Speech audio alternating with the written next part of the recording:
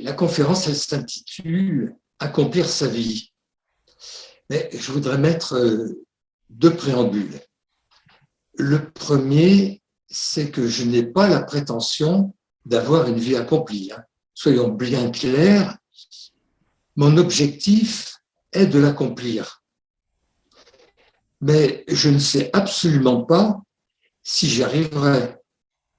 Je suis en route pour essayer. Et je crois que je pourrais le vérifier que lors de mon dernier souffle. Ce qui me permet de le dire, c'est parce que j'ai approché un moment la mort.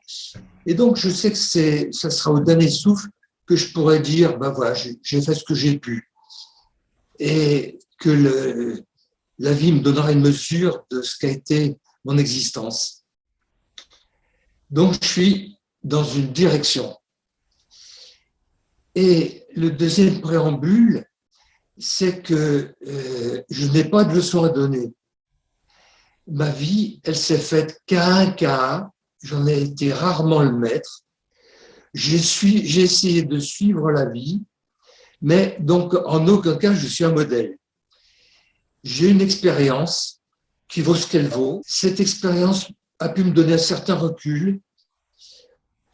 Et si je prends la parole ce soir, c'est peut-être pour susciter de l'espérance. Ce préambule étant dit, je vais essayer de parler de mon parcours. Mon parcours, je le ferai remonter après mon mariage. Ce mariage,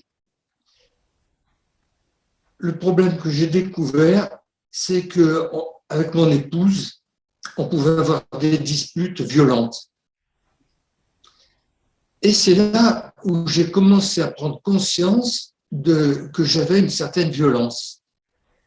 Je me battais dans les cours d'école avant, mais bon, je trouvais ça normal. Et puis, quand même, ces disputes conjugales un peu violentes, je me disais, on devrait s'aimer, ça ne devrait pas se passer comme ça. Et puis, ça a été encore aggravé lorsque nous avons eu des enfants et que je me suis aperçu que j'étais violent avec les enfants. Et là, je me suis dit, oh là, mais tu tournes pas rond, quoi. Un petit bébé, c'est une boule d'innocence. En aucun cas, il te veut du mal. C'est toi qui fonctionne pas bien en étant dur avec ce petit bébé qui est complètement innocent. Alors, je me suis dit, il faut que je m'occupe de ça. J'aurais pu me tourner vers des psys, mais il se trouve que pendant mes études, j'avais beaucoup de copains qui faisaient des études de psychologie, psychosociaux, etc., dans ces domaines-là. Et lorsque j'ai voulu me tourner vers eux quelques années plus tard, découvrant mon problème, je me suis aperçu qu'ils étaient aussi déjantés que moi dans leur vie conjugale. Donc, je me suis dit, c'est pas de ce côté-là qu'il faut chercher. J'ai cherché du côté de la religion. Je lisais la Bible beaucoup, mais je n'avais pas de réponse. Ça parlait, mais d'une manière abstraite, comme quand on lit un menu, mais qu'on n'est pas dans le restaurant, quoi. J'étais complètement extérieur. Et donc, j'ai cherché un peu tous azimuts. J'ai rencontré des maîtres spirituels. Bon, j'ai trouvé des gens intéressants, remarquables, mais bon, je n'ai pas été très frappé par leur enseignement. Et puis, il se trouve que j'ai rencontré Bernard Monteau par un ami, comme ça, un peu par hasard. Et là, je me suis dit, mais cet homme m'intéresse parce qu'il donne vraiment du sens à la vie. Il peut parler des choses de la vie en leur donnant du sens. Et c'était mon grand désespoir. Ma violence me disait, mais qu'est-ce que c'est que cette vie c'est désespérant, quoi. On essaye d'aimer et ça finit toujours en bagarre, en rupture, en séparation, en conflit.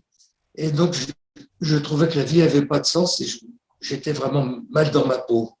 Et cette rencontre, eh bien, il m'a appris à donner du sens par deux aspects qui ont été très importants. Le premier, c'était la pratique de retournement intérieur qu'il m'enseignait, c'est-à-dire d'aller voir en moi l'origine de cette violence, comment ça fonctionnait, qu'est-ce qui se passait. Voilà, découvrir mon fonctionnement. Cette pratique, je la résumerai en disant, c'est apprendre à passer de j'ai mal à je suis bien. Et puis, grâce à Bernard, j'ai rencontré aussi dans la même année Gita Malas. Et cette femme m'a aussi beaucoup étonné parce que, à son âge, elle avait une capacité de vie, un enthousiasme extraordinaire et qu'elle répondait aux questions d'une manière extrêmement puissante, pertinente. Ça venait de très profond chez elle. Et Gita Malas, elle m'a fait découvrir que je pouvais demander de l'aide à mon ange. Elle m'a fait découvrir le dialogue avec l'ange. Bien sûr, dès que je l'ai rencontré, j'ai commencé à lire le livre. Mais le livre, je n'ai pas compris grand-chose. C'était pas mon monde. Ces histoires de juifs pendant la guerre, je ne comprenais pas trop. Par contre, Gita Malas, elle m'a beaucoup intéressé parce qu'elle m'a fait découvrir que si je demandais de l'aide à mon ange, celui-ci pouvait répondre. Et l'ange qui était une idée, un concept, en tant qu'une enfance un petit peu catholique, j'avais entendu parler de l'ange gardien, des choses comme ça, mais elle m'a fait découvrir un tout autre ange. Un ange qui est ma partie lumière, si on peut, et c'est ces termes, si moi je suis la partie matière, elle est ma partie lumière.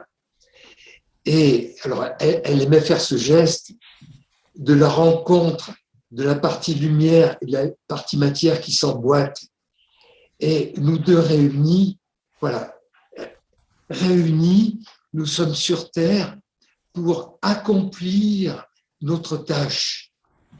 Elle m'a fait découvrir que nous sommes sur Terre, pas par hasard, non, pour amener à travers une œuvre, à travers une création, amener de l'amour sur Terre. Nous avons tous un service à la vie à rendre sur Terre. Et nous pouvons le rendre que si nous sommes unis, matière et lumière. Et là, pour répondre à nos questions, toutes nos questions de souffrance, toutes nos questions théoriques, toutes nos questions, mais le but de l'ange est de nous accompagner vers ce service à la vie, vers son accomplissement. Ces deux aspects, donc la pratique de retournement intérieur, plus la pratique du dialogue, en quelques années, puisque cette rencontre ça a eu lieu en 1986, donc 4-5 ans après, j'avais une place dans l'association Artas, j'animais des groupes, j'animais des clés de lecture de la vie selon l'enseignement de Bernard Montaut, de la psychologie nucléaire. J'animais aussi des sessions un petit peu de partout en France, en Suisse, sur les textes sacrés chrétiens, parce que je suis devenu un passionné des textes, parce que les textes, une fois qu'on a la clé, ce sont des montagnes de sens. La Bible est une montagne de sens. Il y a tout dedans. Et elle n'a rien à envier une fois qu'on a un petit peu la clé pour rentrer dedans, aux textes orientaux. Elle est aussi puissante. Christian, une précision. Oui. À cette époque-là, tu étais encore dentiste ou tu avais quitté ton métier? Oui, j'étais toujours dentiste. Et cette première partie de ma vie m'a beaucoup aidé aussi parce que j'étais dentiste comme avec ma nature violente. Et j'étais dur avec mes patients. Je ne me rendais même pas compte que j'étais dur. Et oui, oui, oui. Et qu'est-ce que ça m'a adouci avec mes patients, changé ma pratique aussi. Ça, oui. C'est assez étonnant. Mais comme de plus en plus j'étais intéressé par cette vie d'enseigner les textes, de transmettre l'enseignement de Guy Tamalas et de Bernard Monteau, ma vie professionnelle avait de moins en moins de place. 10 ans après, je ne travaillais plus que 3 jours et demi par semaine. C'est-à-dire que je travaillais le minimum pour pouvoir gagner ma vie assez à l'aise, mais sans chercher à faire du fric, quoi. Et donc, c'est dans ces années-là que je me disais, mais puisque l'ange est destiné à nous emmener à accomplir notre service à la vie, je commençais à me désespérer de ne pas le trouver. J'avais beau lui poser la question, et l'ange ne peut pas répondre directement, ça ne se passe pas comme ça, oui. Mais je ne trouvais pas. Et je m'étais dit, mais je ne veux pas arriver à l'âge de la retraite sans avoir quitté ma vie professionnelle, changé de vie, parce que c'était ça l'enseignement de Gita, de passer à la tâche, c'est quitter volontairement sa vie professionnelle pour cette vie de service. Et je me désespérais, je voyais arriver petit à petit la retraite sans avoir changé de vie. En 2010, donc j'étais à 3 ans de la retraite. J'avais donc 62 ans à ce moment-là. Et une belle journée d'équinoxe d'automne, le 21 septembre, c'est facile à retenir pour moi, oui. C'était le jour d'équinoxe. Il faisait beau. Et je suis allé travailler en moto parce que pour profiter du bon air. Et à 12h15, en sortant de mon cabinet, il y a un rond-point à 100 mètres. Je m'engage dans le rond-point, tout doucement, bien tranquille. Arrive à ma droite une voiture à vive allure. Mais bon, je ne m'inquiète pas, je me dis, mais elle va s'arrêter, je suis engagé, j'ai la priorité dans le rond-point. Donc, je continue à tourner dans le rond-point et quelques secondes après, je vois cette voiture à 50 cm de la moto et le choc était inévitable. Et ce choc, il m'a envoyé en l'air avec une douleur que vous imaginez parce que j'ai eu le pied qui a été écrasé entre le bloc moteur et le pare-choc de la voiture. Donc, une douleur énorme. Je suis parti en l'air et j'ai eu le dialogue le plus puissant, le plus court de toute ma vie. Plus exactement, j'ai poussé un cri, mais un cri de toutes mes forces. J'ai senti qu'il fallait que je pousse ce cri de toutes mes forces pour ne pas tomber dans les pommes. Tant que je criais, je savais que j'étais conscient. Et dans ce temps de conscience, il m'a été dit, est-ce que tu vas accuser le conducteur de cette voiture ou est-ce que tu vas lui pardonner? Si tu lui pardonnes, tout est ouvert. Si tu te mets à te plaindre contre cet automobiliste, eh ben ça sera la suite normale. Et donc, j'ai eu à choisir le temps que je finisse de crier. Et avant que j'ai fini de crier, j'ai dit « Ok, je pardonne ». Si bien que j'en ai jamais voulu à c'était une conductrice, je ne l'en ai jamais voulu. Parce que ça m'a amené à changer de vie. Cet accident, il m'a immobilisé pendant plusieurs mois. Donc, j'avais un pied complètement démoli et un chirurgien a fait un travail fantastique. Mais pendant 3 mois, je n'ai pas pu marcher normalement. 1 mois au lit, après avec un déambulateur, après avec deux béquilles, une béquille puis une canne. Et il m'a fallu 1 an pour retrouver la marche que j'ai retrouvée sans problème. Mais le temps d'immobilité, qu'est-ce que je pouvais faire? Rien. J'avais une épaule cassée, j'avais des fractures de côte. Et donc, la seule chose que je faisais, c'était de regarder la télévision, éventuellement de lire les journaux. Et je me disais, mais quand même, on parle des événements du monde d'une manière émotionnelle qui me déglingue à cette lecture.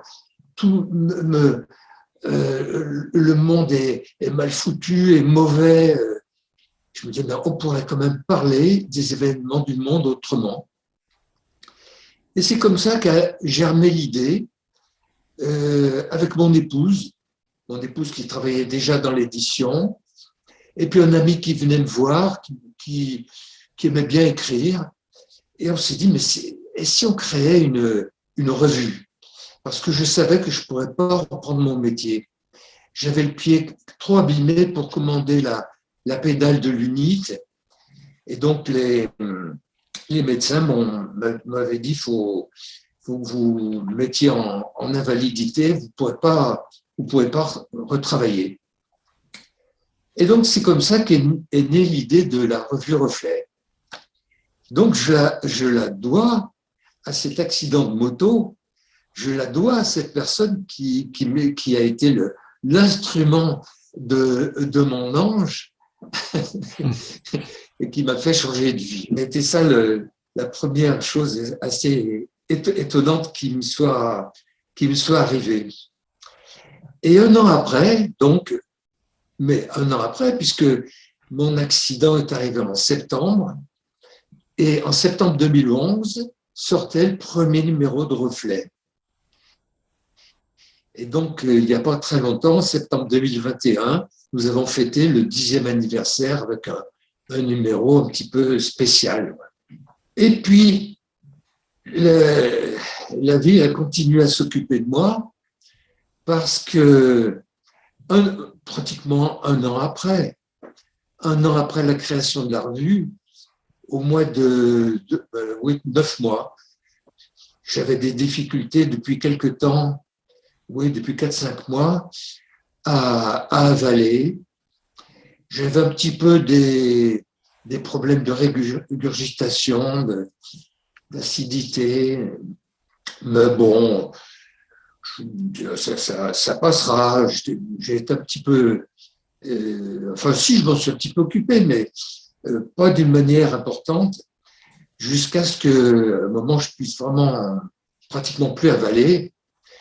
Et là, le généraliste, qui était un ami, m'a dit, mais dis donc, tu ne te rends pas compte de ton état, je t'envoie d'urgence voir un gastro-entérologue. Quelques jours après, on me faisait une endoscopie et peu de temps après, on confirmait un cancer de l'œsophage au niveau du cardia. C'est la jonction avec l'estomac. Et cette annonce, je dois le dire aussi, j'ai encore pu dire, oui à ce qui m'arrive. J'ai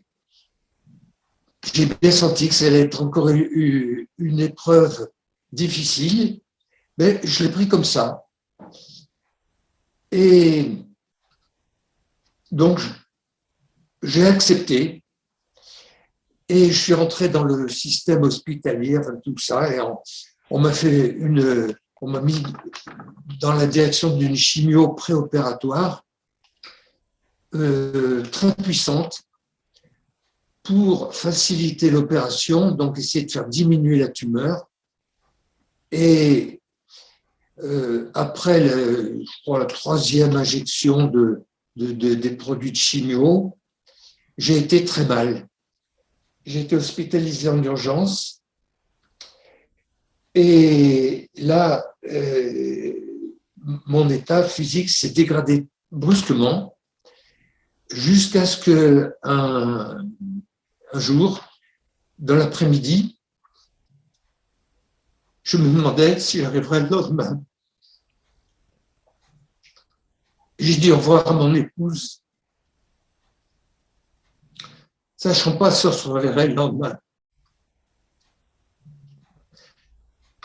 J'ai eu la nuit la plus puissante, la plus incroyable de toute ma vie. C'est comme si toutes les fonctions de mon corps s'arrêtaient les unes après les autres, comme s'il y avait un disjoncteur, plonk, plonk, qui abaisse les disjoncteurs des fonctions les unes après les autres. Et il n'y a qu'un disjoncteur qui a tenu, c'est la fonction cardiaque. Si bien que je ne suis pas mort. Mais dans cette nuit où j'ai frôlé la mort, j'ai vraiment rencontré la vie invisible. J'ai rencontré, comment dirais-je, un petit peu de ce que peut être, je ne sais pas, j'ai rencontré les êtres dans l'invisible qui se sont occupés de mon corps, qui se sont occupés de le réparer. C'est assez étonnant ce que j'ai vécu, voilà. Et mon corps, il est reparti. Après, sur le matin, c'est comme si les fonctions se remettaient en route les unes après les autres. Et quand ça s'est bien remis en route, je me suis dit, mais ce que j'ai vécu, il faut que je le note, c'est incroyable. Et là, il m'a été dit, non. La plupart de ce que tu as vécu, c'est pas pour que tu le retiennes. Et donc, j'en ai la mémoire de seulement ce qui m'a été, en quelque sorte, autorisé à retenir. J'ai eu une visite de ma vie, mais qui ne ressemblait même pas à ce que je connaissais de ma vie. Et bien ça, par exemple, je ne m'en souviens absolument pas. Je sais que j'ai eu une visite extraordinaire. Voilà, c'est juste un petit exemple. Mais après cette nuit, j'ai été opéré. C'est une opération qui est très compliquée. Elle a un nom que j'ai déjà oublié d'ailleurs. C'est 8 heures sur la table d'opération. C'est pas une petite opération. Je suis resté en réa plusieurs jours et quand je pouvais absolument pas bouger la tête, j'étais dans une salle, il y avait des écrans de partout. J'ai cru que j'étais dans le centre de contrôle de la NASA au départ d'une fusée. Oui. J'avais des tuyaux qui partaient de partout dans mon corps, qui entraient, etc. Quand j'ai pu, quelques jours après, un petit peu parler, j'ai demandé à mon épouse de les compter. J'en avais 17 qui rentraient ou qui sortaient de mon corps. Ouais. Et puis après, j'ai eu une chimiothérapie post-opératoire. Et tout ça m'avait appris à dire oui à tout. Et alors que la chimio préopératoire a failli me tuer, j'ai senti qu'il fallait aussi que je dise oui à cette chimio. Tout ce qui s'est passé tous ces temps-là m'ont appris à dire merci à tout. Merci aux médicaments, merci aux chirurgiens, merci aux aides-soignantes, aux infirmières. À être dans une action de grâce permanente. Une action de grâce qui a complété ce qui me manquait. Parce que, qu'est-ce que c'est que pourquoi j'ai eu ce cancer?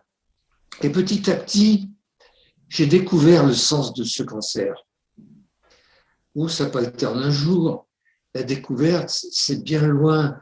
C'est après l'acceptation, c'est quand on commence à à remercier. Le sens m'est venu pendant les 6 mois de chimiothérapie post-opératoire. Quelle était l'origine de ce cancer? À un niveau des choses, et je crois que c'est un des plus importants, tous les petits agacements de ma vie, chaque fois que les petites contrariétés, pas les choses énormes forcément, mais ma violence, elle était due à l'accumulation des petites contrariétés que je laissais passer, et au bout d'un moment, ça déborde et ça ressortait dans un flot de violence. Et donc, ces petits agacements créaient une aigreur. Ils restaient coincés. Je n'arrivais pas à les avaler, à les digérer, à les faire passer tranquillement. Ça restait coincé là, au niveau du cardiaque avant l'entrée dans l'estomac. Et donc, ça a détérioré cette paroi. Mais c'est tous ces petits agacements. Et donc, dans ces 6 mois de chimiothérapie post-opératoire, j'ai appris à m'occuper de tous les petits agacements. Et je vous assure que dans une journée, quand on est avec une chimiothérapie, c'est continuel. Pour vous le faire sentir,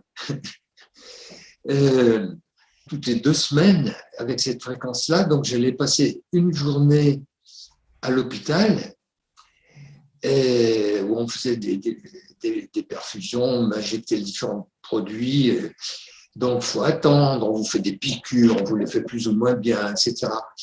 Et chaque fois, j'avais à transformer toutes ces petites situations à sourire de toutes ces petites douleurs, de tous les petits agacements qui pouvaient se passer. Mais quand je rentrais chez moi après en ambulance, ben c'était pas fini, hein. Pendant 10 jours derrière, j'étais comme un légume, incapable de faire quoi que ce soit, effondré dans mon lit, en essayant de récupérer, mais complètement azimuté. C'était complètement donc un état anormal, quoi, je dirais. Et donc, continuellement, j'ai été en train d'apprendre oui, allez, ça, je peux être bien avec, voilà, et je peux dire merci, et je peux, voilà, continuellement. Et ce qui est assez étonnant, c'est que ça durait jusqu'au 11e jour, 12e jour sur 14. Il me restait 2-3 jours où je retrouvais à peu près un fonctionnement, mais je ne dirais pas un fonctionnement normal, un fonctionnement assez étonnant, parce que pendant ce temps, Reflet continuait. J'avais la chance que Thérèse et puis l'équipe qui avait autour de moi s'occupaient de beaucoup de choses, mais il y avait des décisions à prendre, il y avait des choses à écrire. Et là, dès que ça allait mieux, Thérèse me tombait dessus en me disant « Dis donc, il y a ci, il y a ça à faire, il y a ça ». Et j'étais dans un état assez étonnant avec moi j'appelle ça les grands yeux. C'est-à-dire que j'étais dans une surcapacité, j'étais capable de prendre des décisions, Si on me demandait d'écrire, j'écrivais, il n'y avait presque pas besoin de retouches. J'étais dans un état d'état supérieur à mon état ordinaire. Grâce à toute cette pratique, hein, je ne crois pas que c'était un hasard, mais ces grands yeux me faisaient voir la vie tout autrement, avec un autre amour. Et de retourner tous ces petits agacements, j'ai commencé vraiment à apprendre à mieux aimer et à découvrir que je pouvais mieux aimer les autres. Mon épouse en particulier, et puis toutes les personnes qui venaient me rencontrer, mieux aimer d'une manière générale. Après ces 6 mois, eh bien, bon, je suis retourné vers une vie plus normale. Et ces grands yeux qui étaient liés à cette intensité, ce qui est assez curieux, c'est ça, c'est que j'étais dans une pratique spirituelle intense. J'étais constamment donc uni à mon ange. Et une fois que j'ai retrouvé la vie ordinaire, que la chimiothérapie s'est arrêtée, je suis allé faire une cure d'ailleurs de thalasso pour me nettoyer. Et puis ces grands yeux, je les ai perdus petit à petit. Et après, pour les retrouver, ben, c'est la pratique ordinaire de tous les jours, de reprendre, allez, chaque fois quelque chose qui ne va pas, euh, comment je suis, consoler le petit enfant en moi, voilà, puis retrouver mon ange et me faire aider.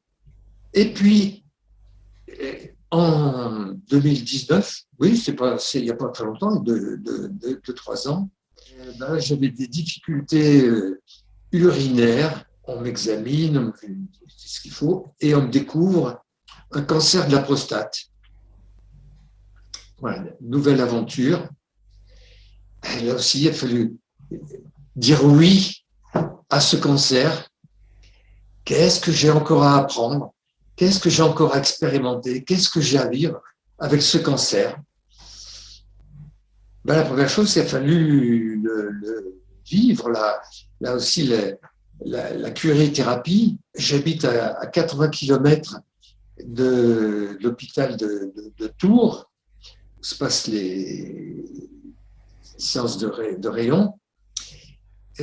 Pendant 2 mois, et c'était l'été 2019, imaginez tous les jours prendre le taxi-ambulance, faire 80 km.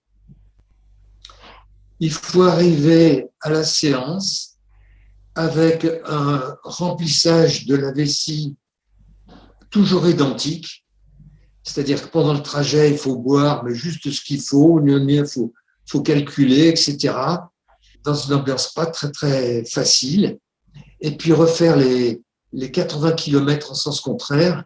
Donc là aussi, pendant 2 mois, il fallait que j'apprenne à aimer ces circonstances-là, à dire oui, et finalement, toutes ces expériences hospitalières sont étonnantes parce que, mais surtout quand j'avais été hospitalisé pour le cancer,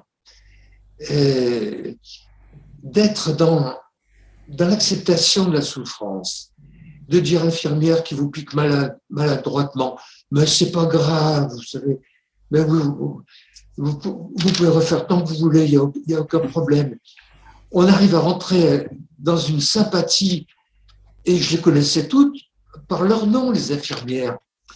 Et je les connaissais tellement bien qu'elles me confiaient leurs problèmes de vie, et j'étais capable de les accompagner dans leurs problèmes de vie. Voilà. Donc, le revers de ces situations, c'est qu'il y a un état d'amour qui fait que je pouvais encore aider les autres en étant moi-même le malade. Ce que je voudrais rajouter pour le cancer de la prostate, parce que je me dis, mais quel est le sens de ce cancer? J'ai encore à apprendre à aimer, bien sûr, mais il y a un sens là derrière. Et je l'ai découvert quand, au début, on a commencé à m'injecter une hormonothérapie. Moi, je n'ai pas trop fait gaffe à ça. Et puis, quand le traitement de curithérapie a été fini, le professeur me dit, faut qu'on continue l'hormonothérapie. Alors là, je lui dis, mais attendez,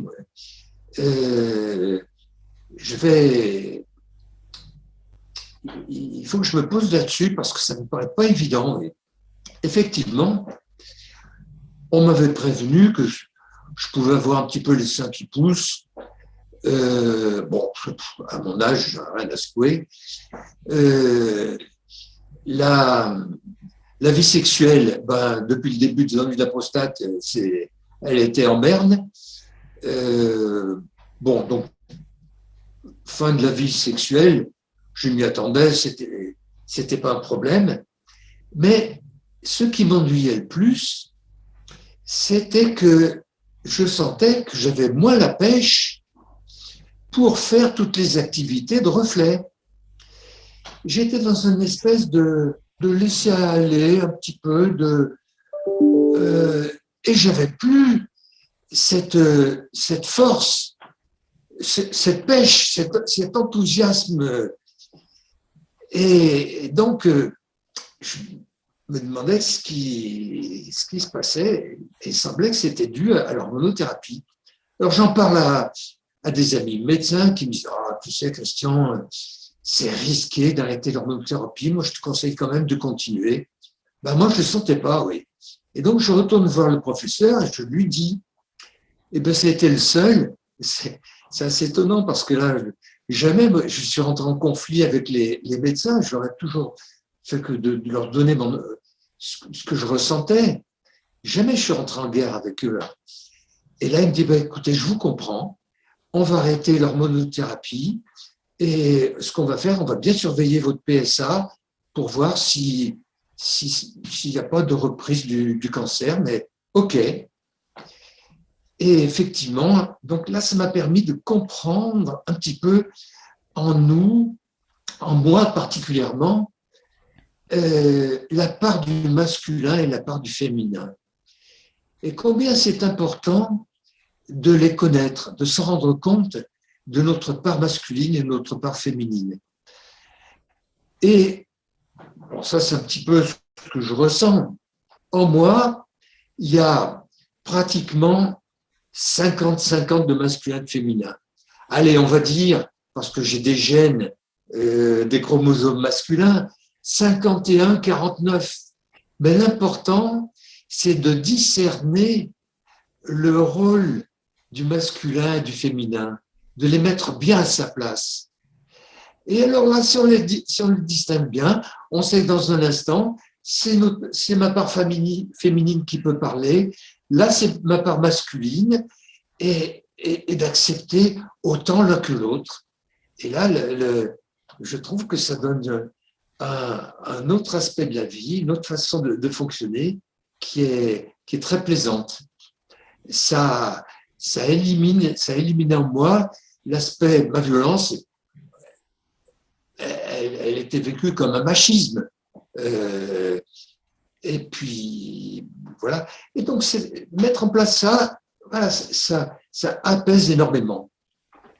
5 ans après le cancer de l'œsophage, la sécurité sociale m'a déclaré guéri.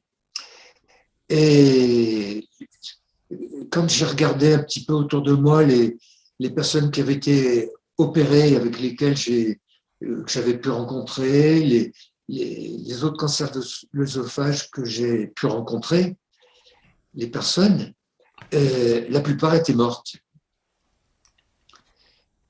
Et je crois que si je suis encore en vie, c'est parce que le ciel a décrété que je n'avais pas fini ma tâche sur Terre, que j'avais encore à accomplir ma tâche. Et c'est ce qui fait que j'ai pu rester et continuer à développer Reflet, à continuer à animer une équipe, à développer modestement, les ateliers d'écriture.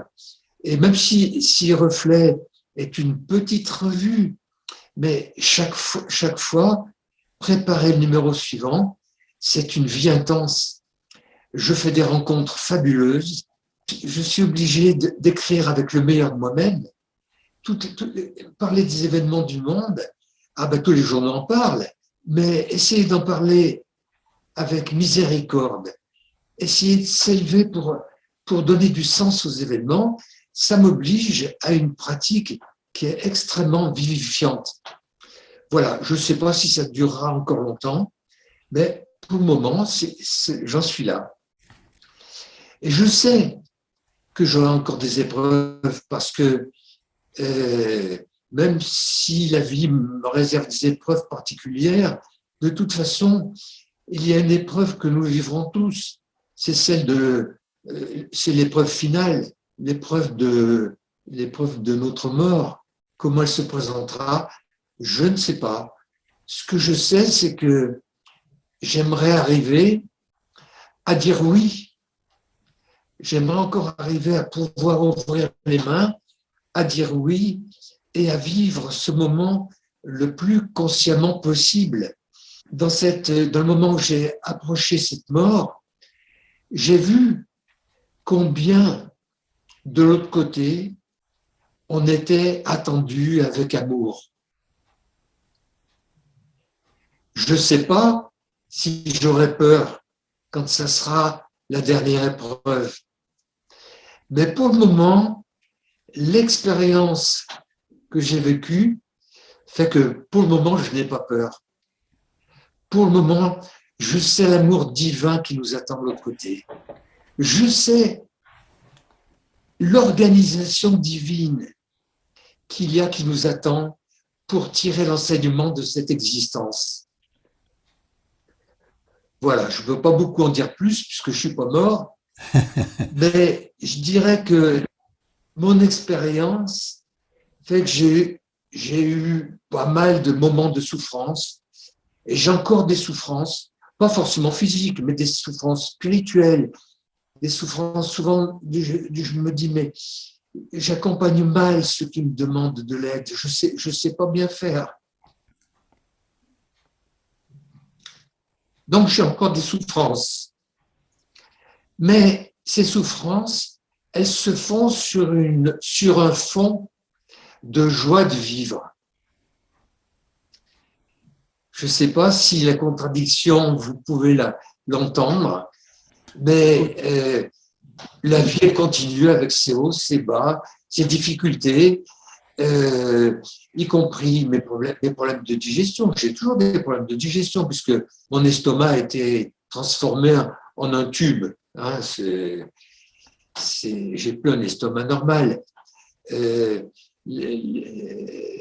Uriner, c'est pas si simple que ça encore pour moi. Donc voilà, j'ai encore des souffrances physiques, j'ai des souffrances psychiques, des souffrances spirituelles, mais tout ça, je me dis, mais qu'est-ce que la vie est belle, que la vie est merveilleuse. Écoute, voilà, Christian, mon message. Voilà, je te remercie beaucoup pour ce message très très complet, émouvant, plein de signification pour moi et je pense pour chacune et chacun d'entre nous.